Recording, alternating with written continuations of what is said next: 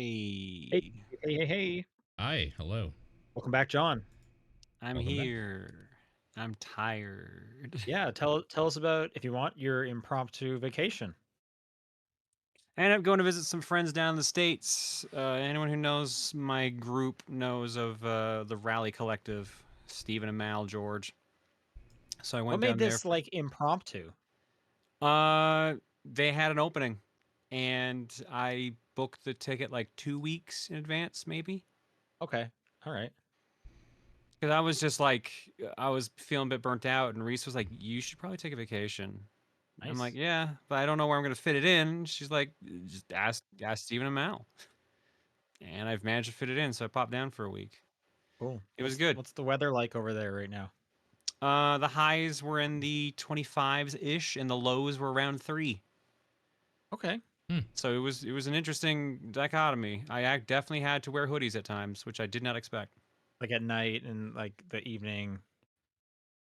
Yeah, Yeah, that anytime kind for of what when I it was gets outside. like around here during the winter. A little closer together. It'll go like, I don't know, 8 to 20, kind of, as the on either side.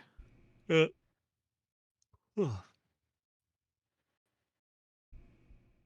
no, it was a Sounds good like you had a time. good time. Yeah, we got to go to the state fair. Oh, nice. Uh, we got to go mini golfing. I got to go to Limited Run's head or store, I guess, and I picked up some stuff. Do you want to share? Yeah, sure. I think it's all on my desk here. Uh, the King of Fighters 13 for Switch. Right. Dodon Pachi Resurrection. So yeah, Resurrection for Switch, which came with the steel case. Hmm. It's a I don't good know book. what that is, but okay. It's a shmup series. It's a very well-known Okay. shmup series by Cave. Ease Origin, the one Ease game that doesn't star Adol. I Okay. picked up some homebrew Game Boy games they had. This one is Repugnant Bounty by Starlab, which apparently is a Metroidvania style because it looks like it seems Zelda 2-ish. And I also got Hime's Quest, which looks like a top-down Link's Awakening style game, but has Crunchyroll as like one of the brands. Okay. So Oh, I they helped don't. fund it in some way, I guess. I guess maybe Hime's a character of theirs. I don't know. And I picked up 2 games that were like actual proper like retro games. This one I've been looking for a while. Sonic the Hedgehog Triple Trouble for Game Gear. Hmm. Okay. What style of Sonic game is that? Is it like a typical Sonic, Yep. or Yeah. okay? 2D platformer. Right. And I got a box copy of Glover, baby. Hell Oh, yeah. Now damn. we're talking. I've played that one Yeah, I figured as on the much. N64. So actually, while we're talking about N64, that just reminded me. Any thoughts? Because you weren't here last week when the analog N64 thing was announced. I've already ordered it. Yeah. Yeah. Makes Yeah, sense. of No course. shock. We did both guess that. Yes. Yeah. Yep. Makes sense. No, like they had announced it a while ago. Like we knew they were working on it for at least 6 months, but they did their big reveal a couple weeks ago, and then like they actually set the date for like I think it was like Monday. I think is when they went up for sale. I think they someone said they were out of the white ones, but apparently the black ones are still available. Hmm. Is that what you pre-ordered? The white one? I got white and black. You got two. Yeah, Oh, okay. Why do you need two? one for work and one for play. Okay. What? Why you can't play on the work one? No. I don't always want to be at this desk. Okay. All right. Sometimes I want to go upstairs and actually exist. Oh yeah, and this thing's just too heavy. Guy, understood. I don't want I to mean, keep I say ripping that out. as I someone don't who want to has keep running like the setup, man. I don't eight care. Like I'll move Xboxes the in this PS5 if I apartment. fucking got it. But I just don't want to deal with the hecticness of it all. Okay. It's I just like that easier. analog is like single-handedly taking over every console space in, in your setup from the original stuff to like the It is saving me a lot of effort because they don't need upscaling. It's just Yep. plug it into my 16 port HDMI switch and go. I've Yeah, still got 3 exactly. ports to go analog. Drop 2 more systems while you're at it. Yeah, there you go. Give me a Dreamcast. Come on, Dreamcast or PlayStation 2. Do one of Dreamcast would be those. sick. That would be so Dreamcast good. would be sick. Yeah. David, I'm curious though, like what's your color preference if you had to only pick one? I wouldn't pick either. I would have waited for like the atomic colors, honestly, because you know they're gonna do it. They did like 20 colors for the analog pockets. There's no way they're not gonna do it for the N64. Translucent green, I think, is your jam, right? That's what I already have. That's the one I have. Oh, is it? For my N64, yeah. I didn't Because remember I had the that. Donkey Yeah. Kong bundle, like most Okay. people. Yeah, sure. You know what's funny? You know, I was giving you a bit of shit for having two N64s. I literally grew up with two N64s. I should have known. Now that I thought about this, because I had translucent green, and then I had the like, it wasn't quite black, but it was like dark gray. Yeah. Whatever like the default kind of one is. So I actually think because of that, I think the white one would look real nice. Well, the white one is out of stock now. They're not taking pre-orders for it anymore, but the black one is still in stock. So, 250 is actually a reasonable price for once from something from Analog, because like the Pocket is 220, which is also kind of wild considering what all that can do. But like usually their stuff is more expensive. And even though I say the Pocket's low, but like the dock is $100. Yeah. Isn't the Pocket special color like 500 or something crazy? That was when they did like the metallic ones. They did a bunch of aluminum parts. Yeah. And that one was dumb expensive. That thing was so sick looking though. Holy shit. It did look cool, but I'm like, I already have this thing. I don't need it again. Totally. No, totally. But it looked awesome. That's all.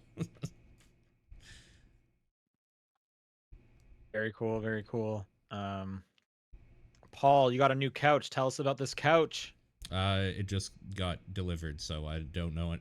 Literally finished with them and came online, so I know nothing. What are we talking? Is it like an L-shaped one? Is it just a just a section? It is an L-shaped one. Yes. Nice. Or like a corner, a right angle like a corner or something. one. Okay. Yes, that's right. Nice. That's the dream. Is I end up in a place where like a corner couch could feasibly sit, because my apartment right now, you can't. There's no way you would be able to do that. It's pretty sweet to have two people laying down at the same time. Oh, absolutely. No, absolutely. It's pretty well, sick. even with the way like mine's set up is like you can't really lay down and face the TV. You have to look to the side. Yeah. I got you. So, or I have a footrest, so you can kind of get a bit horizontal, but yeah. Cool. What kind of fabric we talking about here?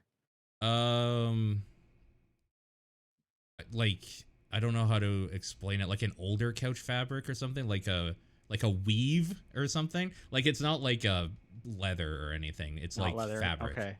It's like it's a soft one. Okay. You honestly probably could have said anything, and I would not known if that's real or not. So sure.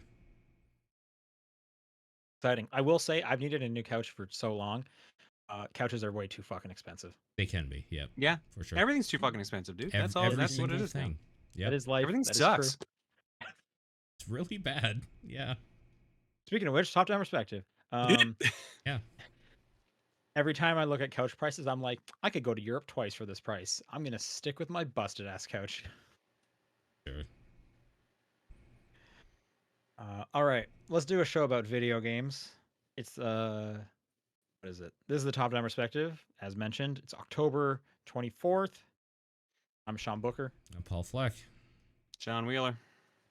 And John, you've been gone, so let's hear about what you've been playing.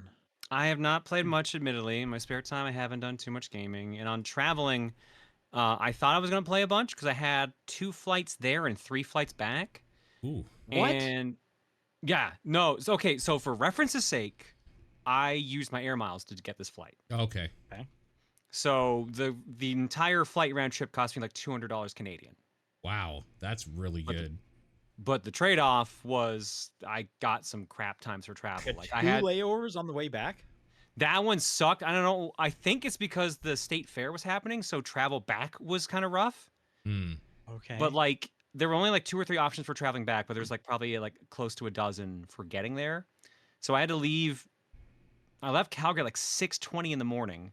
Gross. And got there around 3:30. So like it was a decent travel time. And what layover, like Toronto? Denver. So they were all through down US. first. Okay. Yeah.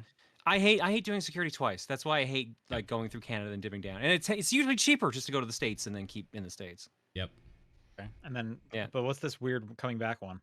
Coming back was Raleigh to Chicago, Chicago to Denver, Denver to Calgary. Oh, you flew United, right? And you want to know what the worst part was? Each flight was about 2.5 to 3 hours. Yeah. And so were each of my layovers. I spent That's a lot. 13 hours traveling That's the worst. yesterday. It sucked, dude. That's the See, like, worst. I mean, I've spent a lot of time traveling and getting to places, but not in like a stupid like I could have done this in 4 hours. Yeah. Yeah. Well, like I said, dirt cheap. So Hey, Nice. I get it. Cheap. That's the way to go.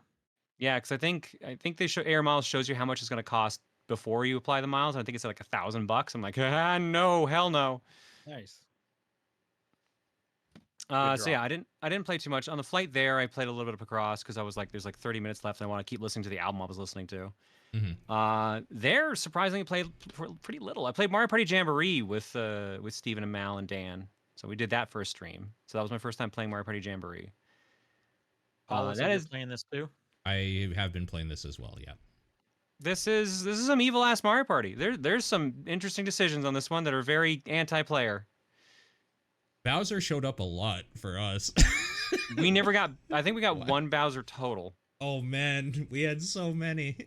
It was Man, there were like insane. 8 Star Steel spaces on the board. It was bonkers. Yeah, the traps are pretty sick too for that sort of thing. Yeah. Yeah, pretty cool. No, so mean. I like the 8-player modes myself. I like the weird little PvE mode. I wish there was more to it. The bomb Bowser one or whatever, where you shoot Bowser with a cannon. That's pretty okay. But the race one I like quite a bit because it's just minigame after minigame and trying to like be better than the people you're racing against. Oh, those are always fun to do. Yeah. Pretty fun. We only did the mall board, so that was the only thing we really did in the game. Okay, yeah. Which that was fun. That's a good board. Yeah, well, it's Mario Party. I don't know what else to say. It's Mario Yeah. Party. I'll play it online a bunch because I'm known for Mario Party. So there will be streams of it eventually, and I'll dig into it more. But the little bit of time I actually did do some proper game playing. I was playing Legend of Zelda: Echoes of Wisdom. Nice. Yeah, I've been playing this too, just kind of on and off. I'm Same. curious kind of where you land on it because I'm very early in the game, so there's still a lot more to go. I'm very sure. whereabouts like are it. you? You know? It's cute. I'm in the first void. Dungeon? Oh yeah, okay. Okay. Yeah, we've talked about it a bit. I feel like I've kind of cooled off on it. Okay. I could see that. Yeah, I don't think you will have kind of felt this with how early you are, but like the formula is super repetitive. Like you basically every time you go somewhere, it's like, hey, can you go into this smaller void and find my friends? There's 3 or 4 of them, and then once you do that, we'll let you go into the big void where you can do a dungeon. And it's just the rinse and repeat that over and over. And well, anyways, I want to hear more about kind of what your thoughts because we haven't heard those yet. I mean, it seems all right. Like, it's weird not just straight up having a sword button. It's weird having to be like keep grabbing things and be like, all right, I'm using this bed now. I'm using these Hell yeah, snakes the bed. now. The bed. Yep. Yeah, like it's not quite what I would have wanted, but I don't have any real complaints about it currently because I'm not far enough to kind of have any. I'm the exact same way as you actually. I'm like, I'm playing it and I'm like, you know what? These little puzzles or ways you can like get around stuff is pretty cool, but I'm done for tonight. And like most Legend of Zelda games, I can't do the I'm done for tonight part. I keep playing.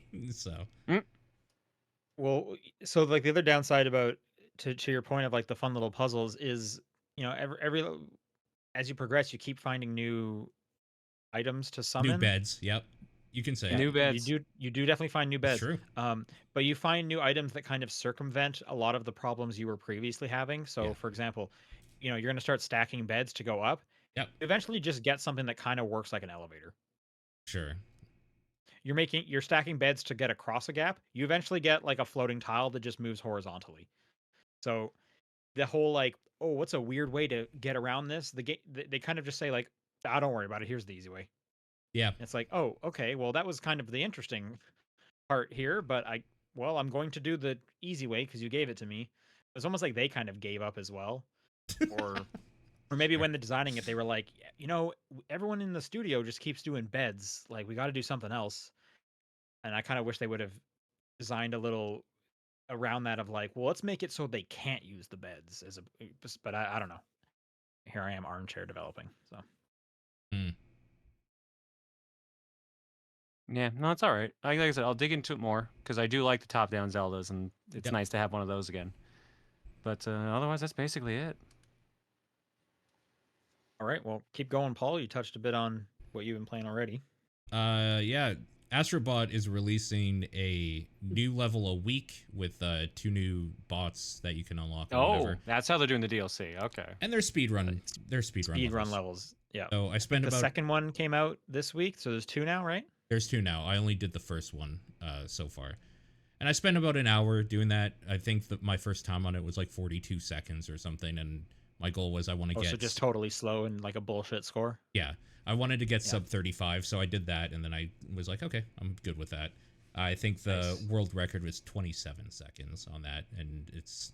Congrats. Cool. Don't care. Like, I'm not doing that. I'm not going for that. That's insane. But it's a nice excuse to get back into Astrobot and just be like, oh, right, the music in this slaps, and this is just a great time. Like, it's super fun. So I'm looking forward to doing that every week, basically. A little bit of Astrobot. Yeah, until I think November 14th is the last one. Yeah, I think so. Yeah, not much more to say about that.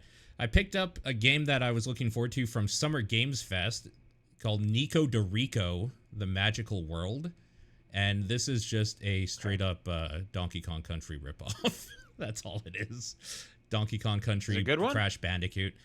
It's okay. I would say the biggest problem with it is that it's obviously tailored for a younger audience in a lot of ways because it is like kind of stupid easy in a lot of parts, which is kind of boring in a lot of parts of it. But I don't know. It scratches the itch enough, I would say.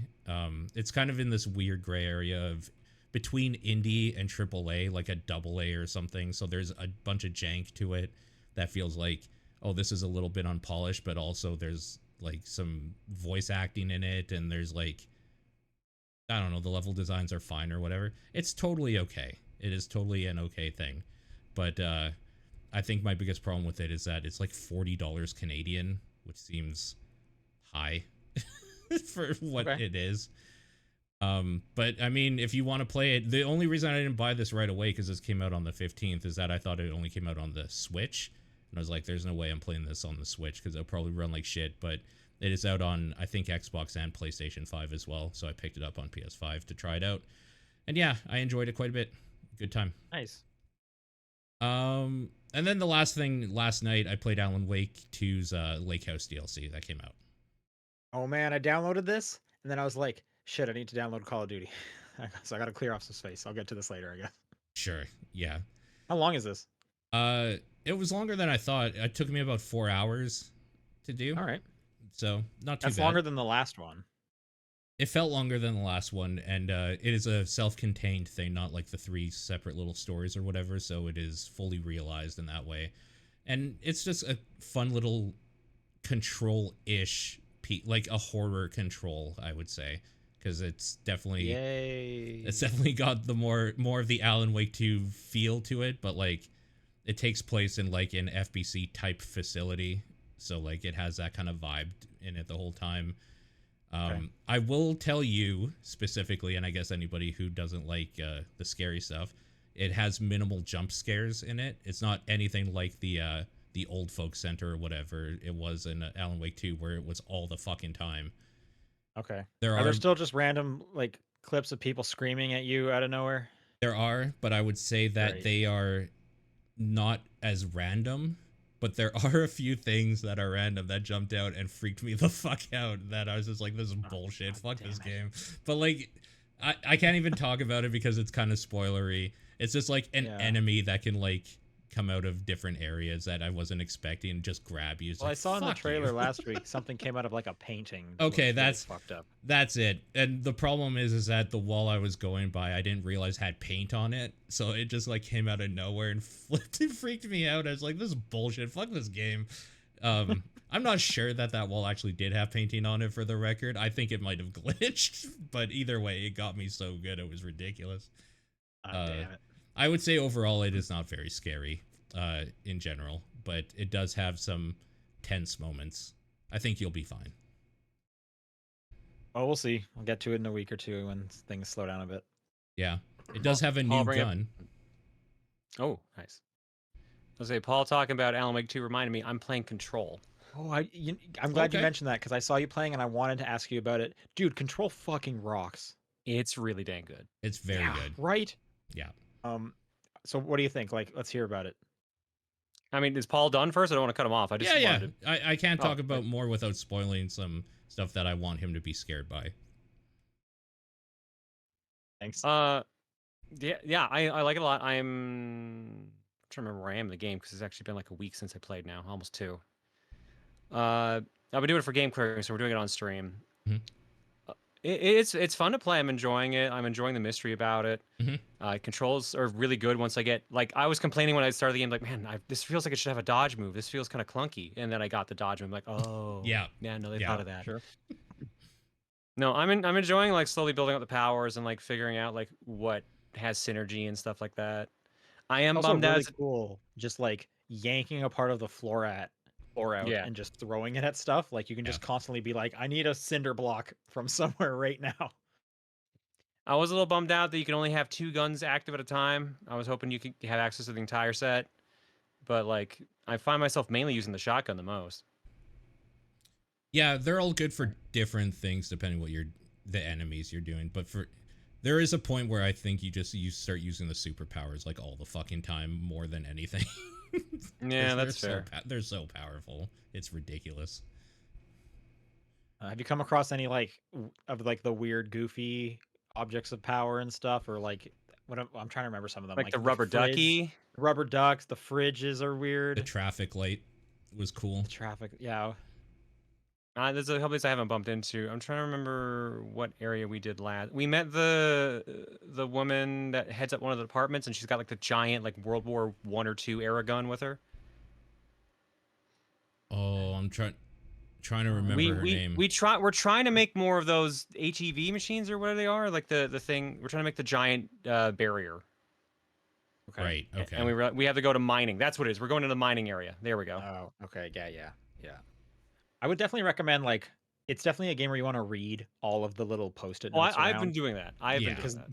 they're really funny because this building is like it's not only is it like threatening, but like people work here, like regular dudes work here, and they just Yeah. have to like put up with like I came into my office and it was just a million post-it notes. What's going on? Yeah, I found that room. That was a good one. It's a good one. Yeah. I do really like because you'll come across like a hallway that just has objects of power like behind glass that they've collected.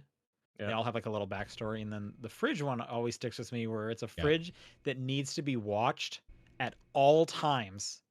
Yeah.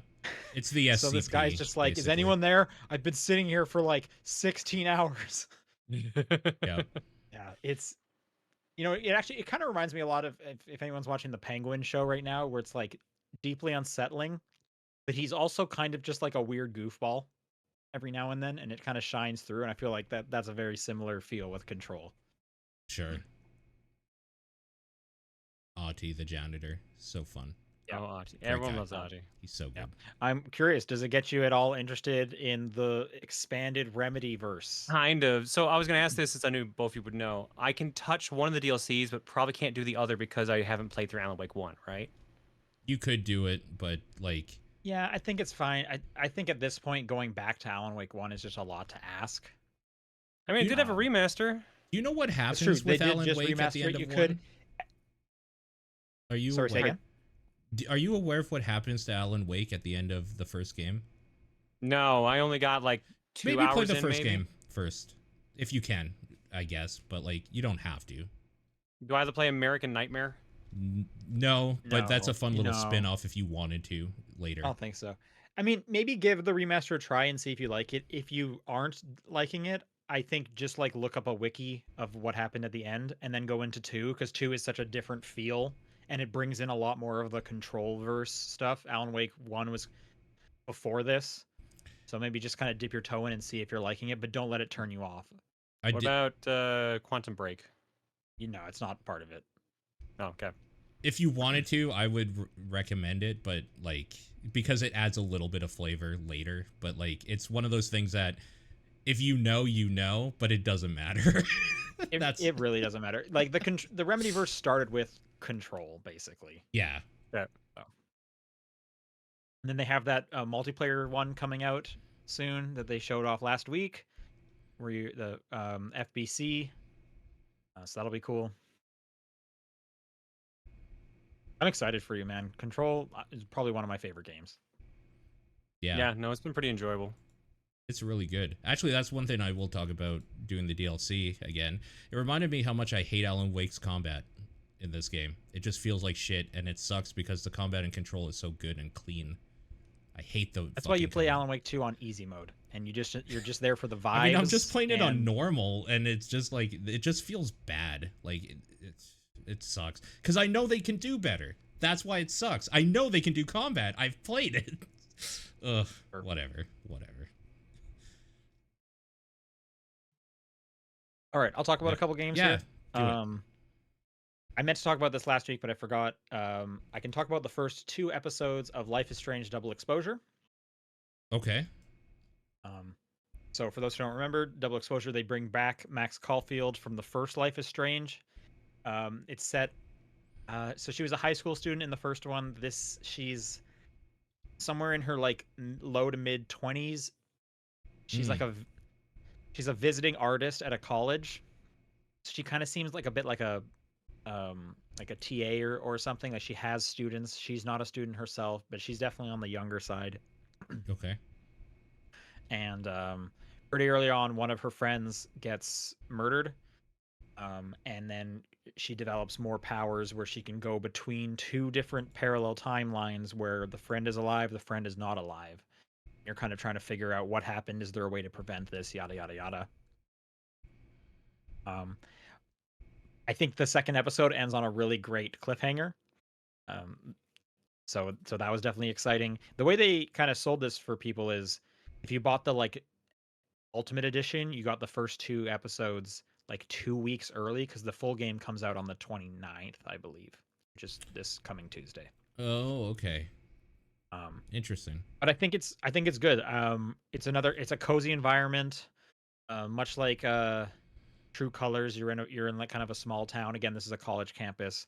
I like the cast of characters you're dealing with. I think it looks good. And I think they do a good job bringing back Max and having her kind of dealing with the trauma that she went through in the first Life is Strange, because that game gets dark. Like it's pretty fucked up at the end with what happens in that town.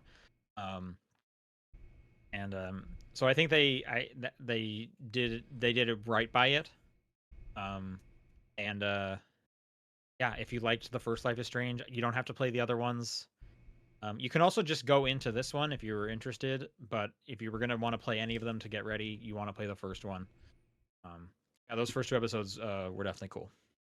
I was gonna ask, do they like reference any specific things from the first one where it would be like, damn, I really wish I had played that or whatever, if you hadn't?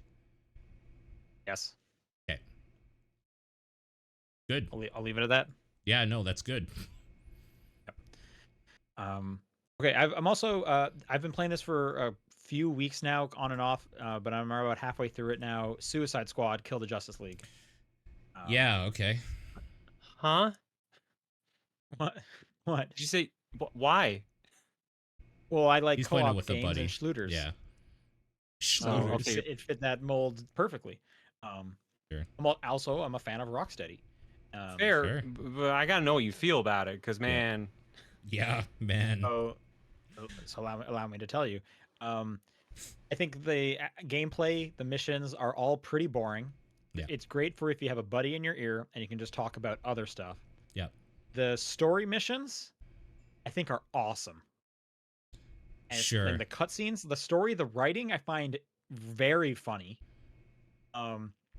They also do the thing where it's just like, oh, these are superheroes. They absolutely will fuck you up. Yeah.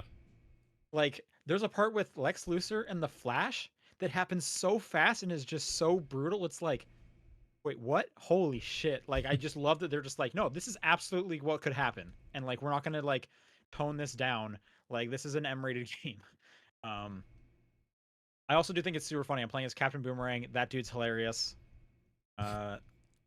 King Shark is funny. He is just what's his name from Guardians of the Galaxy? Dave Bautista's character. yeah, Batista, yeah. Oh my god. Drax. What's the Drax? He is he's absolutely Drax. Yeah. But there's a part I just did the Green Lantern fight.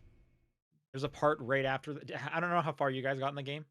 I'm at the Green Lantern fight. I stopped I playing. stopped there. right after the Batman thing. The Batman part's arc. sick though. Honestly, Yeah. it's very good. Oh, so you didn't even get to like the Flash fight and stuff. No, I didn't. It was for a sponsored segment, so Sure. There's a part right after the Green Lantern fight that is so cool with King Shark. Like, there's a lot of moments where I'm like, this is fucking awesome. This is so cool. And then as soon as that like cutscene ends, it's like, do you want to go to this mission where you have to just like mash right trigger for a while? And I don't really know what's happening, but like the purple guys died, and then now there's red guys, and you want to mash them too. Yeah, I don't know. It's just like I wish you could just take all that out, but then it's a different game.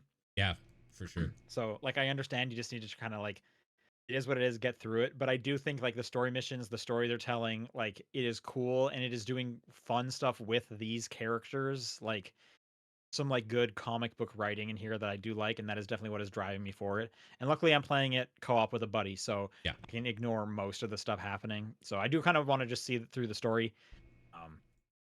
Because I am enjoying that aspect of it for sure. And it is also sad because Batman is voiced by, for the last time, Kevin Conroy. Kevin Conroy. Yeah, it is also weird Batman's role in this. Cause so you pick up like Batman's one of his like radios, and so Batman's like giving strategy to like the monsters you're fighting, and he'll be like telling them like, watch out for Harleen Quinzel. She fights with bombs. It's like, what?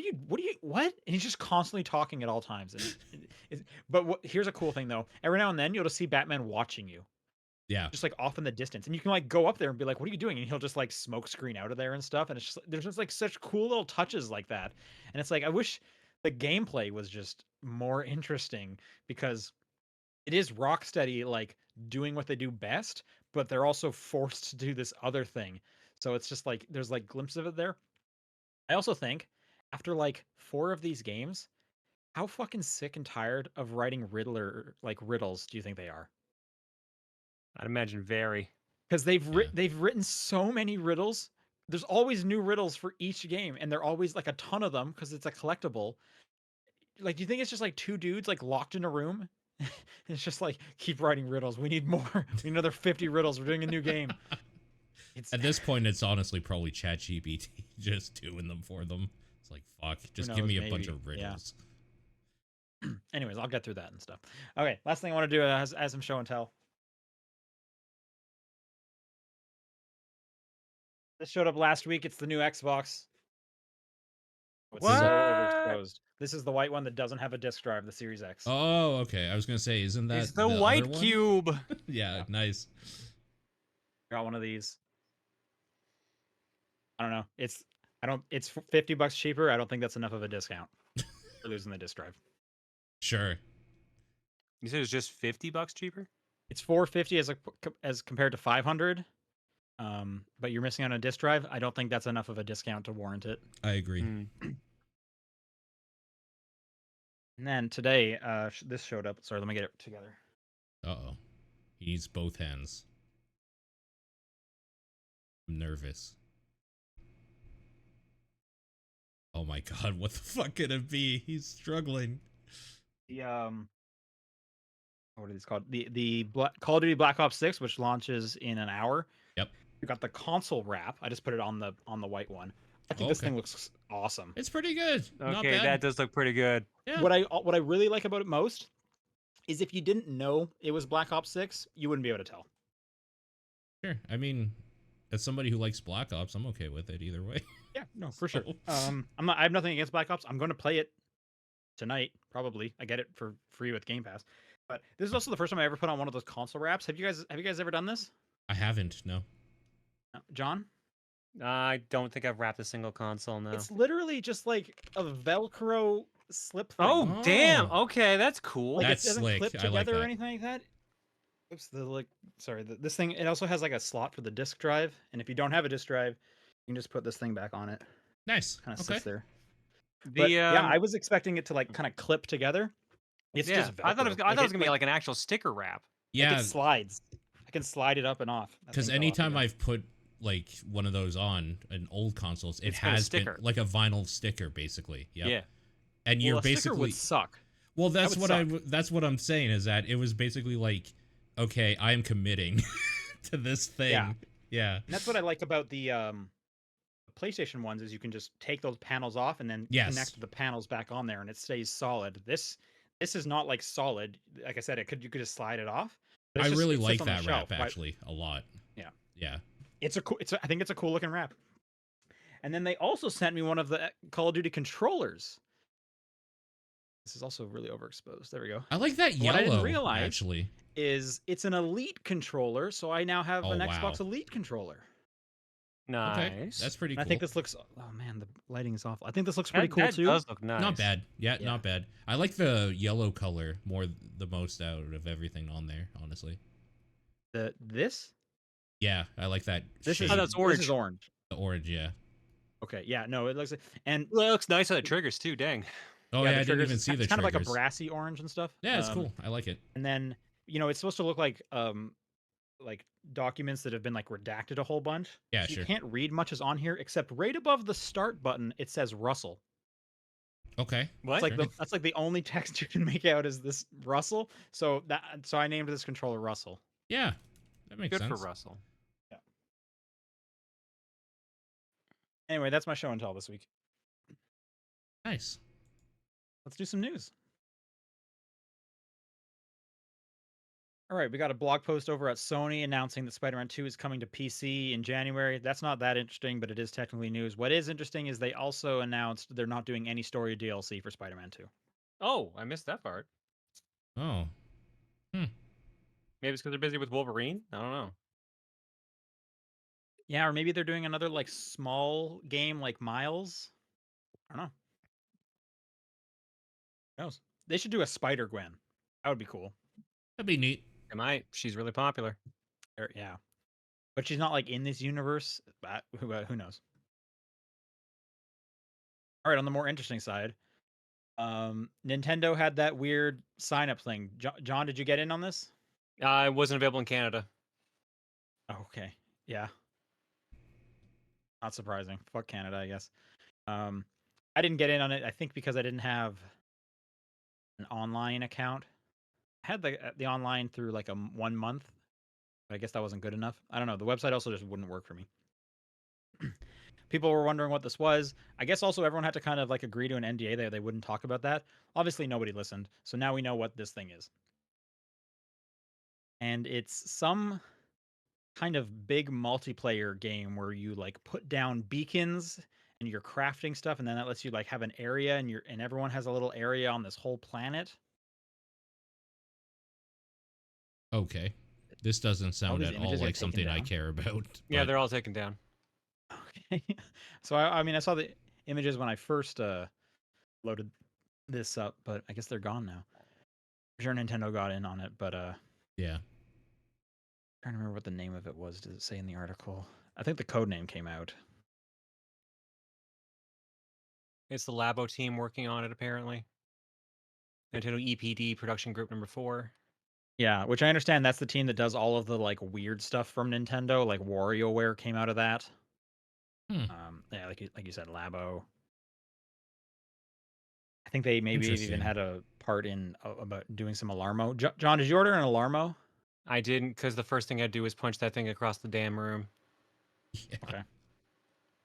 The only reason I listening- don't like I use my phone as an alarm clock because I know I'm not going to want to throw that across the room if it wakes me up. An So you're saying, alarmo, I doesn't- definitely will. Doesn't everyone just use a phone these days? Everyone. And I heard on a yep. podcast, here's a good point. I think the only people who actually want this is like streamers so that they can put it in their like background. I mean, I Sure. would do it for that. Sure. I think it's a neat thing. I like the fact that it also like tracks your sleep in case you want to like see how while you're sleeping. But I also don't like that it tracks your sleep and tracks your motion. I think that's a little creepy. And on top of like you start stirring, it starts making like sound effects to pick up that you're awake.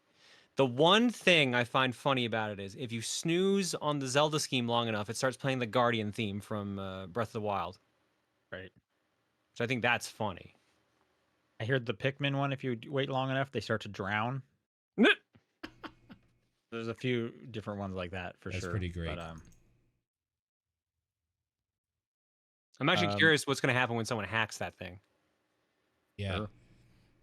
I'll just read this paragraph real quick. In this game, the text beneath a section titled "The game's purpose" reads, "The goal is to work with others to fully develop a massive, expansive planet by utilizing creativity and farmed resources." Then they talk about some pictures that we can no longer see. As you progress across the planet, you'll discover new lands, enemies, and resources that will come essential to your journey. So they're making some kind of MMO. I'm sure it won't be as good as you hope it is because it's Nintendo and multiplayer is always weird with them. But yeah, some kind of take on a Minecraft like servers and whatnot. I guess we'll find out more as it actually comes out. All right, in some sad news, the team behind Prince of Persia: The Lost Crown has been disbanded. They proposed a sequel and it did not get greenlit. That's really fucking too bad. Thanks, Yep. Ubisoft. That's super sad. That game is awesome. And it just had DLC last month, which I also thought was awesome. I would have loved a second one of those for sure. And Paul, you never even got around to it, right? Not yet. It's installed, Part of ready the to problem. go. No, I bought it. I Oh, bought you it bought it. Okay, twice. well that's okay. You bought it twice? PC and PlayStation. Okay. Well, then you've made up for someone else Lord's not work. doing their part, I guess. So that's absolutely a huge bummer. I really liked that game. And then this is a kind of tangential story. Is some of the devs have been put on a theoretical Rayman game is in development. Ooh. Interesting. So the tweet here is about a dozen former Prince of Persia Lost Crown devs are working on a Rayman remake under codename Project Steambot over at Ubisoft Milan. Michel Ancel is working as a consultant, raising concerns among the team due to his toxic leadership. Other devs from the disbanded POP team have pivoted to Beyond Good and Evil 2, so we'll never hear from them again. Yeah. And the next Which they mainline said is still in the works. Yeah, apparently. No kidding. And the next mainline Ghost Recon, which I guess is codenamed Project Over. Oh. What would you okay. guys want from a new Rayman? I just want more Rayman, honestly. I want it to just not be ball bustingly hard because like Rayman 1's actually really difficult. I like those last two, Origins and Legends. Those were Origins pretty are easy. great. Yeah, they they're they great. had some hard moments, but like there was a good balance. Like the actual original Rayman 1 is actually surprisingly difficult. Yeah, I it believe is that. for sure. Yeah. Yeah, keep it side scrolling. I mean, the the Lost Crown devs, they clearly know good side scrolling and it feels good. So I think it's an easy fit. Yeah. When Legends was the last Rayman game, right? When did that come out? Yes. Unless there was a mobile game, I don't remember. That was 11 years ago. Oh my There actually God. was a mobile game, but I think it's older.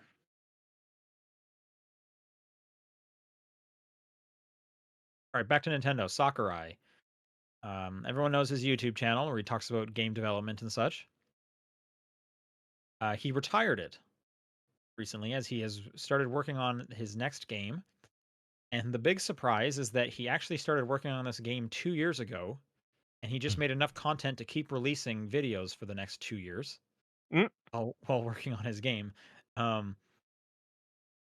His quote here is, "I received a request to write a game proposal, which I finished at lightning speed. I'm sorry I can't share more about the project, but assuming we're able to get it made, it should be announced sooner or later. They've been working on it for a couple of years now." So this explains why when he kind of resurfaced after this, he looked like a bit older than his YouTube channel because those videos are 2 years old. I think someone tallied that he did like 700 hours of videos for his channel. Good for him over the last few years. Cool. Yeah, he has a final video you can watch now. 5 minutes long. Good for him. Like, that's a cool channel. If you like behind the scenes stuff, he gets into the nitty gritty of it. So I'm interested in. You think he's working on something else or just the next Smash Bros? I don't think it's the next Smash. I hope it's hope something for else. his sake it's not the next Smash. Yeah. I want him to do something else. Totally. Yep. Read. Yeah, let Nintendo let this man out of his prison. I don't know. What would you want from Sakurai? He knows platform fighters really well. I mean, Kid Icarus Uprising was a fun time, so Okay. You think it's a new Kid Icarus? I don't think it's a new Kid Icarus, and I don't think it's a port of Kid Icarus either, even though he keeps joking about it. I don't know. I wouldn't be surprised if he either made his own original IP or he decided to bring back another Nintendo IP. Hmm. You have one in mind? What's one they could bring back? See, I don't know. I was gonna say F-Zero, but it seems like Nintendo's kind of teasing they want to do that, so I don't know what's going on there. Okay. I also don't know how Star- much he knows about like racing games. True. I'd be curious about his take on a Star Fox, honestly. That'd be kind of cool. Yeah. Like just one in the air, or do you want them to get out of the ships again? Like in the If they GameCube? handle the out of the ship parts good and make them feel good, then I'm down for that. Okay. Yeah, who knows? Well, they've been working on it for a couple years, so I guess we'll find out. But good job with him with the YouTube channel. That's pretty great. Yeah. It's cool. And this last story is a bit of an interesting one. So they announced today that Ukulele Replayly is coming to consoles as well. That's not that interesting. What is interesting is on the list of consoles, it says Xbox Series XS, it says PlayStation 5, and then it just says Nintendo. It does not say Nintendo Switch, it just says Nintendo. Which this is obviously going to be the next one, right? Yeah, probably. Yeah. That's the first time I've seen that. So one of my friends said this is the third time they saw it, so I'm curious. I don't know what the other games are, but it's starting to hint. Yeah, I don't know. I mean, we had the very first one, which was it My Time at Porsche or something like that? It's like the follow-up from those people. Time at Sandrock or something. It was one of those, yeah. That's the official first Nintendo Switch 2 title.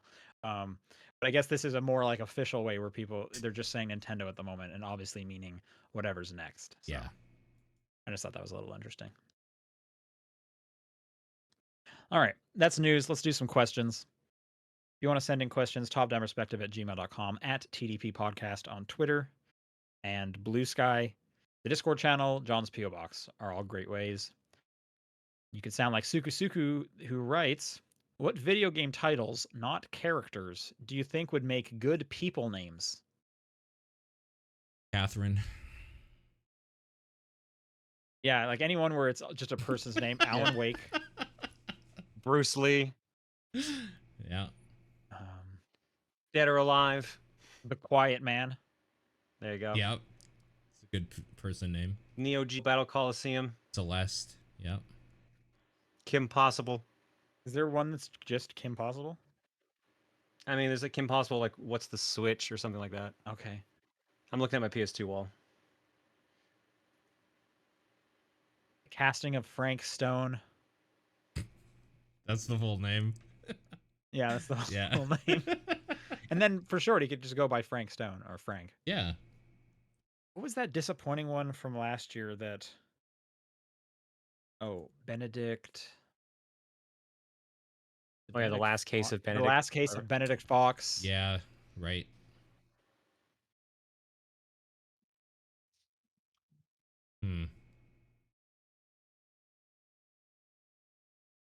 Kingdom Hearts 253 over 9 divided, whatever it is. 352 over 8. Sure.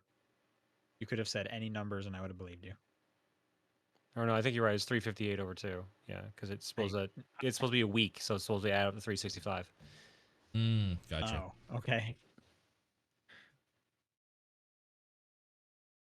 Jacko304 writes, in a visual novel I played a while ago, there's a point toward the end of the story that felt very shoehorned in for the sake of having dramatic climax. However, the devs added a patch or free DLC depending on where you're playing it that added 2 optional / toggleable sex scenes that were previously Fade to Black style, but also 2 or 3 lines of dialogue that contextualizes the third act breakdown and make it understandable why there might be some drama there. I wonder what game he's talking about. So my question say at the end. Oh, okay, gotcha. So my question to you is this: have you ever experienced something similar, either in another game or even TV show or book, adding a note later, episode / chapter, to be like, hey, by the way, this is why this happened, and did it add or detract from your enjoyment? Or if it was added after you played the game and you would have to replay to see this information, would you want to go back to it? For anyone wondering, the visual novel is called Highway Blossoms. I mean, Dead Rising 4 tied its actual ending to DLC, and that was stupid. But it explains everything of the game, basically. Yeah, Yeah, Asura's Azura's Wrath does that as well. Yeah, the Yeah. fucking Capcom the has a worst. habit of doing this, is what we're noting. It's the worst. It's fucking awful. It is kind of interesting though. If it has this kind of happened outside of the games media. The Star Wars. With like a director's cut kind of Yeah. thing. Lucas likes adding things to his Yeah. like the Greedo shot first stuff. Sure, yeah. Yeah, and I can think of other director's cuts where they add stuff in the middle of it, but I'm having a hard time thinking of like, we kind of changed the ending or we like recontextualized the ending.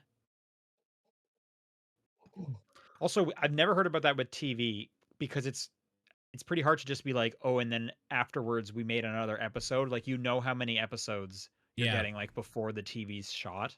Yeah.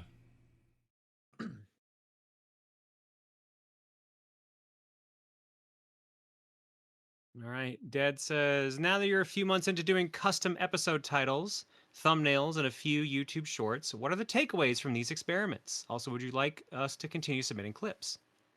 Yeah, submit clips. Because I have too much going on that I can't just re-listen to everything we do and hope that I find something fun. So, yes, submit more. And I don't know, there's no takeaway. It's fine. I was gonna say, Paul, you're probably the one who knows most about the takeaways. There's not a huge takeaway. I think it stands out more in my like list when I'm looking at YouTube or whatever. I'm able to see that like, oh, there's a TDP episode right away. Okay. Yeah, I don't know. I think it just looks cleaner and easier, but I haven't heard anything. I also really haven't been looking at the behind the scenes things for a bit. Been a little too busy. But more shorts and stuff would be good because those are just funny.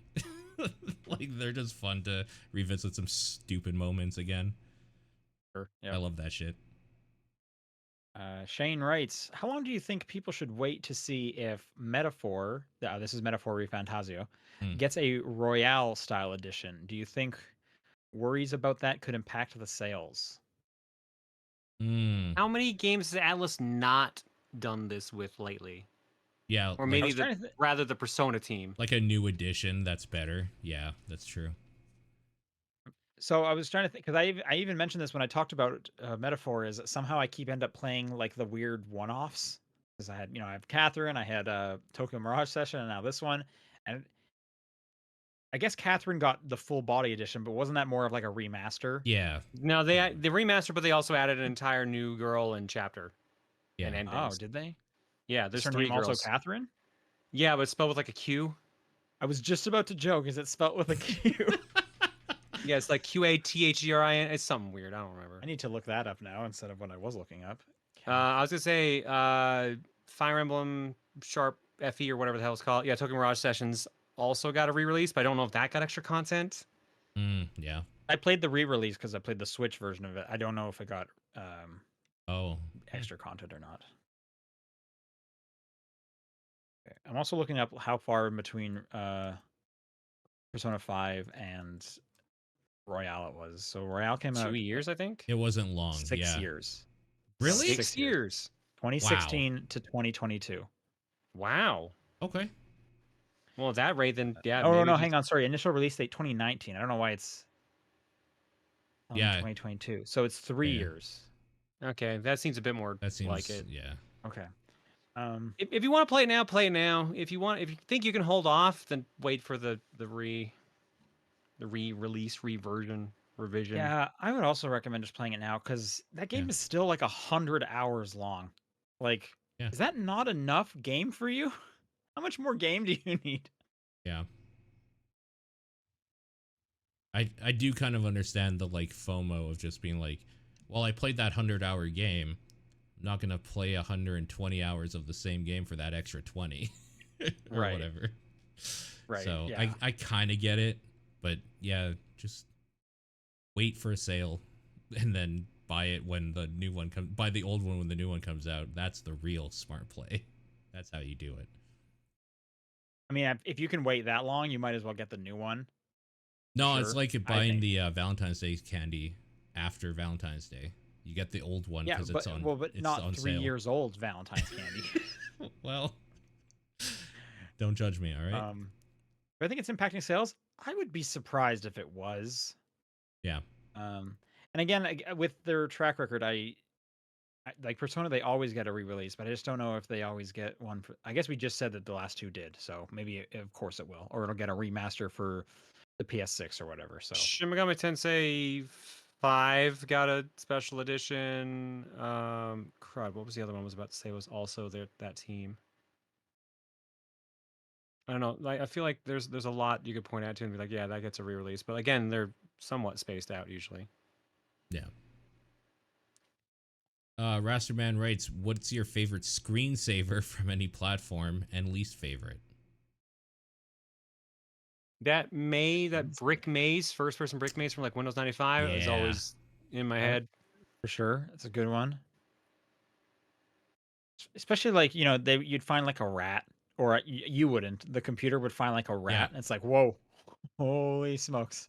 Yeah. Trying to think, like pipes. Yeah. I think the maze was the best though, especially because you could customize what was on like the walls and the ceiling. So you could make it like everything a brick, and then it just looks like mind numbing. Mm. Sitting in class, and when the DVD logo would hit the corner, and everybody would be like, the "Oh DVD yeah, logo. oh Sure. it's so nice." That was a good one. Yep. What else had screensavers? Some games have screensavers. Like I know the Xbox, if it goes kind of to idle, you get like a panel that kind of slides in, and it gives you like And it darkens the screen. it darkens the screen, and a panel slides in to like let you know like random achievements that you're close to Yeah. for like any game you've ever touched, which is kind of weird. I don't think the PS5 does anything. I think it just darkens the screen. Yeah. Yeah, Windows 95 clearly the top. That's the best. Yep. Hebrew Lantern says, "What is your favorite gaming periodical, such as Nintendo Power, Electronics Gaming Monthly, etc.?" I had this copy of Game Pro that I read over and over and over when I was a kid because it had so many cheat codes in it and it covered so many systems, and I thought it was the coolest thing. So probably Like Game one Pro. specific issue? Yeah. It Okay. was like a giant issue. It was like this thick. Nice. Okay. I don't know if it was like a was it a special issue magazine or what. was it specifically like this is the cheat code book? It was a magazine. It was a magazine. It had Okay, articles. all right. Okay. Because I want to say at one point, like someone did give me like 2008 cheats, all the cheats you need for like the latest games. One of those kind of books. Which could you imagine trying to sell one of those right now? Do you think they still have those at like a chapters? I think once GameFAQs caught on to the public, that was it. It was over. Or just the internet was in our pocket? Yeah. Also that. Mine's easily Nintendo Power. Like I had a subscription to Nintendo Yeah. Power for a number of years. Yeah. Easy second. Got one here. What else do we have? Is that the last one right there? Yeah, of course. Yeah. I think I have another copy in like a thing, a plastic or The whatever. bag. Yeah. Because you're gonna get I think rich you off it one bought day. something to Yeah, save. hell yeah. Yeah, exactly. I was a big PSM fan. I got a bunch of those sitting here. I think was there a PlayStation that was called like Official PlayStation Magazine? OPM, yeah. OPM. Yeah, I thought so. think I had a have one few of of those here, that. And we were just talking about like the demo discs that would come with it, the UMDs and stuff I would get from that thing. EGM. I'm not really that big. I have a few of those here, but not a big I fan. had a few of those. I loved Game Informer. It was one of the highlights for any time I had to go into a GameStop or EB Games. I mean, we were just talking about it a few weeks ago when they finally stopped Game Informer and like shut down the office. But like getting the Game Informer cover, I understand, was like a massive deal in the games industry from studios. For all my Latin American friends, Game Master, pretty good, I guess. This is talking about Street Fighter, this one. So it's cool. Nice. What else have we got? You just have these on hand. Just at any point, you need to know a little bit about an old game. Oh, of course. PC Gamer, when I started getting into PC gaming when in my teens, was pretty big for me. Oh shit, Left 4 Dead 2? Star Wars The Old Republic, hell yeah. Cover story. Yeah, I have a shitload of magazines sitting here because I love magazines. Too bad Subscribing that to Nintendo Power, you always got like a gift, some kind of like goodie. And that would have been stuff like that's how I got Ocarina of Time and the Master Quest on GameCube. It's a pretty good one. I remember what else I got? Some strategy guides, I think. I don't have any OPM. I'm sorry. Okay, I don't even know if I still have them. I'm pretty sure I have all my old Nintendo Powers somewhere. And the spines would like make a picture. Hell yeah. Yeah. Hell yeah. I do remember I stopped subscribing to Nintendo Power somewhere in my teens, and then when the announcement, and I'm sure there's an episode of this podcast where we're Yep. talking about it. When Oh, the yeah. last magazine came out, like I went to like Shoppers Drug Mart and bought one, and I probably showed it on camera in whatever basement apartment I was in. It would have been college. December 2012. So if somebody wants to go back and find it, Yeah, that's I'm sure we were talking about that. I bet Nathan got one too, knowing him. yeah. I John, mean, do you have a copy of the last Nintendo Power? I think I do, or at least I did at one point. Okay, cool. Nintendo Power's all-time favorite games. Yeah, I remember this. Want to guess what number 1 is? Super Mario World. No, that's number 5. Okay. Mario 3. That's number 7. Ocarina of Time? That's number 1. Yep. Hell yeah. Full page spread. Everyone else got like just Ooh. a sentence. Eat shit, other games. That's right.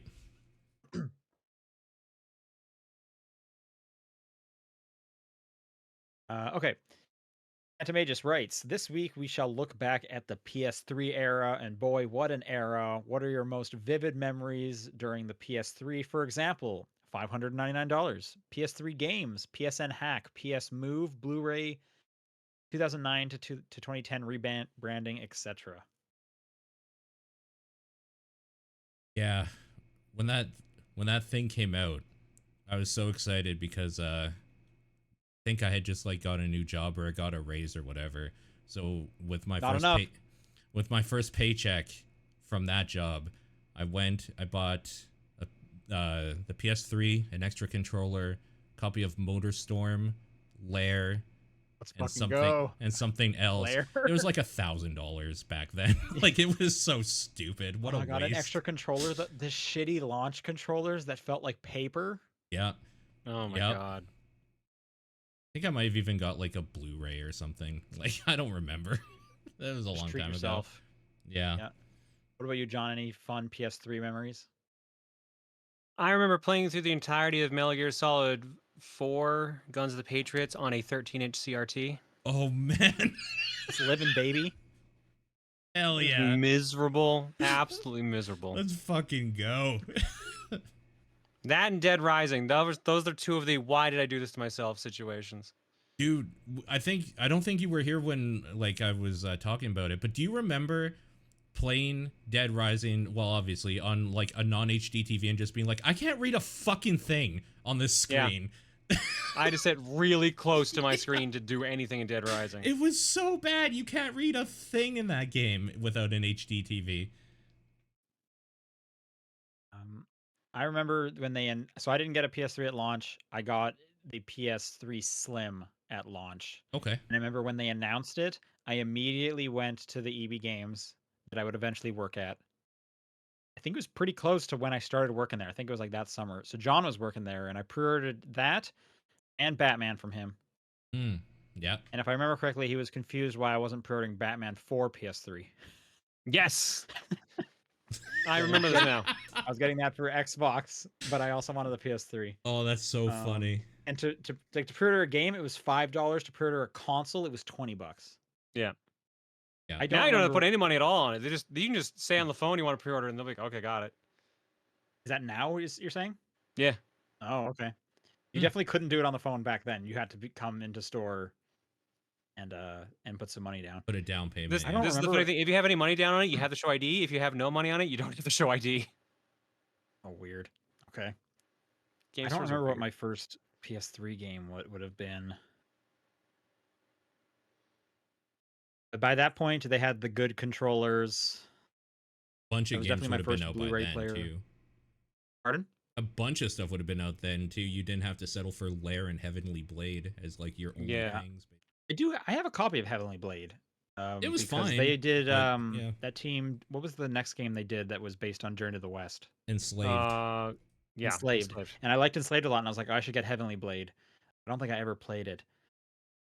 I had Metal Gear Solid 4. I'm trying to think what else I had on that thing early on, Just because I was my know I starter, got sure. Uncharted's. Definitely got those. Heavy Rain. Yep. Yeah, I can't remember what my first one was though, but yeah, PS3. There you go. Eye of Judgment is one of the weirdest, stupidest thing too. I loved that game when that came out. I still have my setup for that somewhere in storage. Yeah, mine's right behind me. I've been trying to. So you can't really do anything with the PS3 with the capture card without like a fucking thing to get rid of the DRM. You got to do a workaround. It's stupid, and all I want to do is play Eye of Judgment. That's all I want to do. Is there no way to just like play that on the PC? Like, there's some kind of emulation of it? There is a PS3 emulator, but it's hit or miss. Okay. Yeah, and I kind of want But the I also stupid played that like 4 years ago. I want the stupid placemat out and the camera Sure. stand. I want the setup, right? Like The full experience. I get it. so stupid. God, what a dumb thing. The move was pretty dumb too, but it was all right. Yeah, I do have two Move controllers, but I got those way later when I got the PS VR and I needed some Move controllers for it. Okay. I bought those when they came out because I liked the weird things You wanted to play that sports thing? That Johann Sebastian Joust. Yeah, that's what I wanted. That's what I wanted to play. Okay. And Resistance. God of War 3, that was a fun one. Like that. I'm just trying to find where we are. Okay. Final question from Foxy the Kid. With the announcements of Horizon Zero Dawn Major Dev and Yooka-Laylee Indie Dev remasters, I started thinking, are upgrade paths and discount products of entitled behavior? Should the value of a game be determined by the outrage of customers who purchased it nearly a decade ago, when the people who worked on bringing it to modern consoles are risking their financial return by taking a hit in order to satiate consumer standards?